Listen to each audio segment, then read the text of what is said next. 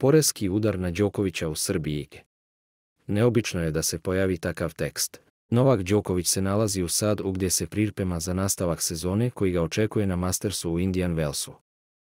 U međuvremenu u prorežimskim medijima pojavio se tekst koji se bavi podacima gdje najveći teniseri plaćaju porez, pa je tako u prvi plan stavljen podatak kada za razliku od Rodgera Federera i Rafaela Nadala, srpski as ne plaća dažbine u svojoj državi, već u inostranstvu. Da li se radi o pritisku na najboljeg sportistu Srbije svih vremena ili tek pukoj slučajnosti, pričao je novinar Sport kluba Igor Miklja tokom gostovanja na televiziji Nova. Neobično je da se pojavi takav tekst, pogotovo u situaciji gdje u ovom trenutku Novak nastavlja pohod u tenisku istoriju. On je trenutno u Americi gdje treba da igra Indian Wells i da li sad mediji koji u ovakvoj pauzi ne znaju šta da pišu, ali obično naši mediji ne iznose ovakav tekst.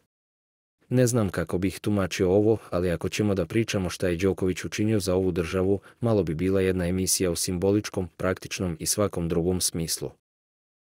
Ipak, ne želi da veruje da priča ima dublju pozadinu.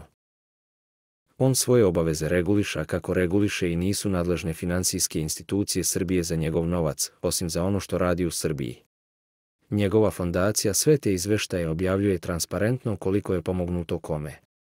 Ne znam da li možemo da idemo toliko daleko, možda je neko mislio da je to zanimljiva tema i da će se čitati taj tekst, ali ne znam da li je neko dao nalog da se udara po Novaku, to je nešto što ne bi želeo da vidim.